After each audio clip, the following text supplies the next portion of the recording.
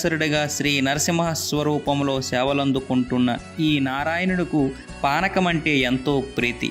సరాసరి తన నోటిలో పానకంలో సగపాలు ఈ స్వామి ప్రసాద చిహ్నంగా భక్తులకు అనుగ్రహిస్తూ ఉంటారు.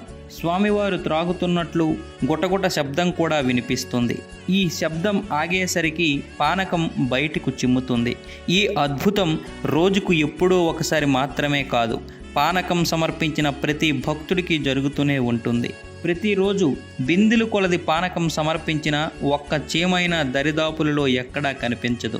ఈ విశేషం వల్లనే ఈ దైవం పానకాల స్వామిగా ప్రసిద్ధుడయ్యాడు.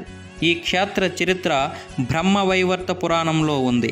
మంగళగిరి అంటే శుభప్రదమైన కొండ అనే అర్థం. ఇది తూర్పు కనుమల పర్వత పంక్తుల వరుసలోనిదే. దూరం నుంచి చూస్తే ఈ కొండ పడుకొని ఉన్న ఏనుగు ఆకారంలో కనబడుతుంది. ఈ స్వామికి కృతయుగంలో తేనె, త్రేతాయుగం